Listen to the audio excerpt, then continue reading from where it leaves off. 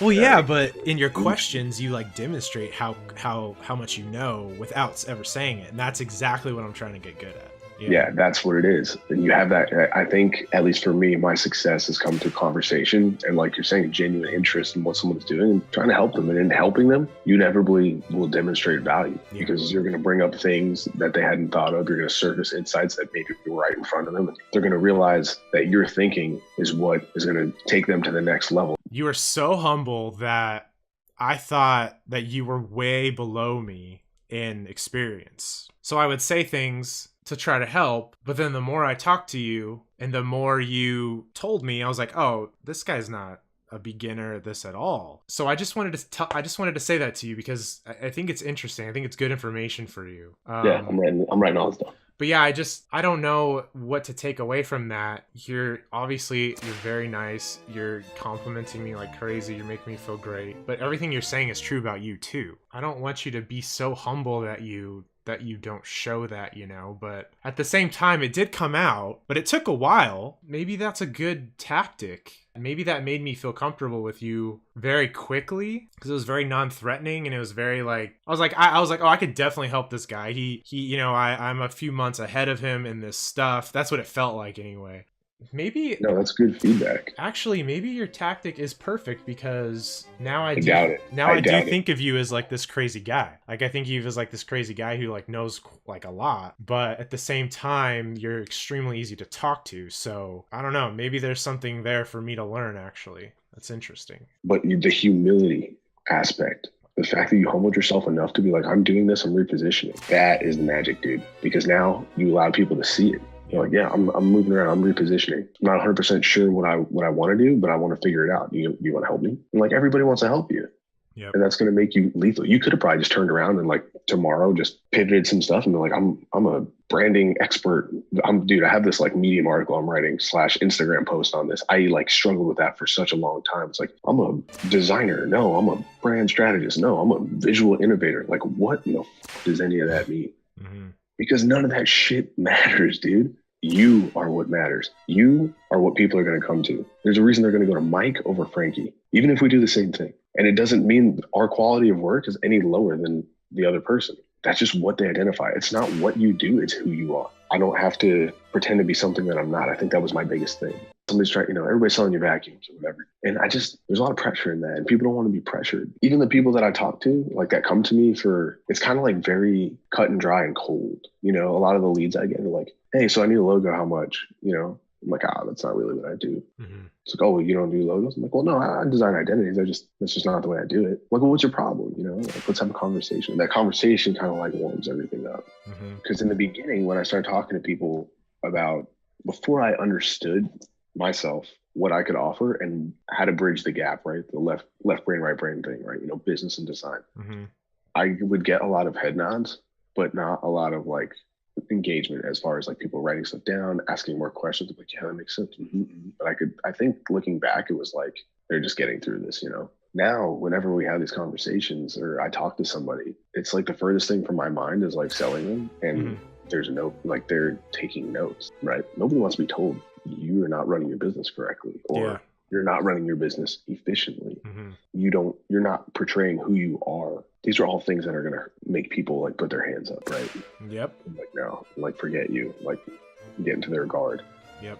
When you help them realize it and you do it like mutually, it's like, can we do better? And the answer is like always a resounding yes. Mm-hmm. Yeah, we can do better. Okay, cool. So how are things going? Could they be better? Could you be, okay, how so? And that's your segue. And that's how you get it.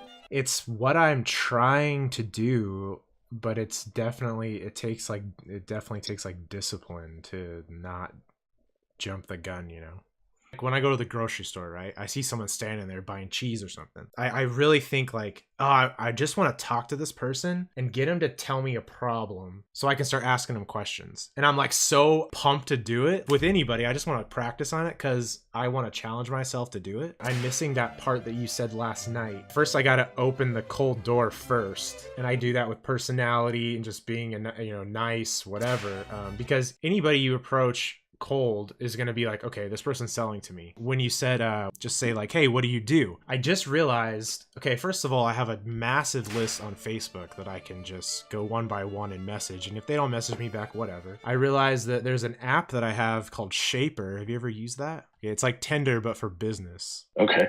So you fill out this extremely simple profile, like very simple, gives you like 10 swipes a day. If someone pops up that they think you'll match with, you say, yeah, sure. And then it'll tell you, yeah, you matched. And then you can message them. And so there's the open right there. When I first started facilitating and like doing strategy, trying to do strategy, I was like, sell strategy. But the word sell, like I completely took it out. I'm not selling anything, man. I'm just facilitating and helping people. If I can help you, then I'm going to get compensated, but I'm not trying to sell you anything. To me, if I'm trying to sell you something, it almost means like one person wins. Yeah. I want to sell you this. That's not true. Yeah. Everybody wins in what we do. We get compensated for thinking because it's hard and it's worth money. But it's not like you're getting paid all this money and like now you just deliver a keynote deck and it's like, I got paid for this. Nice, sold it. No way, man. I have like people should be thanking you at the end of this, and they do. They will. I mean, you help so many people every day, dude. And it's like, that's what you need to monetize. Like, don't worry about selling strategy. Just be Mike and help people. And you're going to get paid for it. You're going to get paid well. So if someone is aware that you do something and it fits their needs. Did you ever read Value Proposition Design? Such a great book. I think it's one that Chris recommended. I have it right here. Value Proposition Design and Building a Story Brand by Donald Miller. 2 books I highly recommend. Value Proposition Design, they talk about the profiles and the way they profile things. And they get into like prototyping, almost like design sprinty, but they have the user, they have the user's, I call it wants, obstacles, and wins, right? What do they want? What's stopping them from getting there? And what does a win look like to them, right? Because you want to win. Everyone plays to win, regardless of what you say. Oh, I'm playing for the experience. Like, yeah, but you probably want to win. Right? Then it goes to your brand and it makes you do these things totally separate, like separate containers. You don't look at their needs and how you can help them through the lens of your brand. You look at it completely objectively. So like, they have a crappy commute to work. Like that might not be something you can help, but it's beneficial to know about it. Yeah. And then you go to your brand without thinking about the user. What are the things that you provide? How do you provide them? What are your actual products and services? Not necessarily the intangibles yet, but you list exactly what you provide. Then you list your pain relievers and how you create gains for someone, anyone. And then fit, dude. Fit is what they talk about, and that's the dance. It's what they need and what you provide and where you guys meet, how you can help. And that's like where you're moving around. And that right there, where you live, those are your clients. I think I have a new best friend. Sorry, Furby. You're out of the picture now. Uh-oh. I'm sorry, Furby. I'm sorry. I didn't mean it. Yeah, I know. Okay, maybe I did mean it. Okay, so...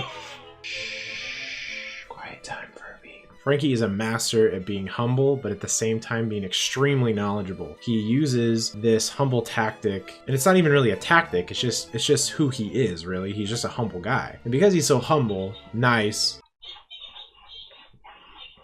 It's really easy to get to know this guy. It's a huge learning opportunity for myself and everyone else. If you're struggling to talk to new people, walk up to new people and talk to them right off the bat, most people can smell the sale out of anyone. So if you completely remove that, you're just humble, you're yourself, you're confident, you're complimentary, truly, genuinely complimentary. You're genuine, you're relaxed, it makes talking to people, it makes getting leads, it makes closing sales and all that kind of stuff so much easier because you don't really need to do that work. You just be yourself, try to be valuable, try to help. You won't just make friends, you'll make advocates. Furby, shut up.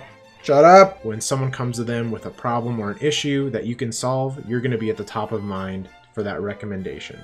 Check out Frankie on Instagram, Frankie Margotta. Oh god, I just realized I don't know how to say his last name. Oh god. Margotta! That sounds right. That sounds right. I can edit this video, so I'll just put it right here. There's his name right there. Wow. Visit his Instagram and say hi. And yeah, that's this episode. Furby, stop. This is why I took Furby out of my videos. Because he doesn't know when to quit. Please like the video, comment below. Tell me what you think. Let me know what you want to see the next episode on. What are you struggling with? And if you want to get on this show, you have an issue that you think that I could possibly help you with, even though Frankie helped me with an issue this time, that's cool. That's fine. As long as there's value coming out of this thing, I don't care who says it. I thought this was a good episode. I learned something that I'm going to employ in my everyday business and personal life. Like, comment, subscribe, and as always, try to be humble, would ya? Herbie, stop it!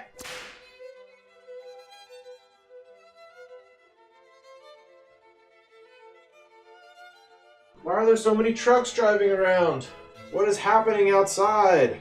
What is this guy doing? There's like 2 houses on this street, and I'm one of them. What could possibly be happening at the end of the street? Is it over? Is he done?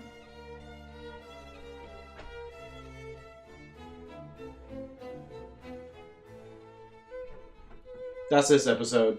Catch you later. Is it still recording? I can't really tell.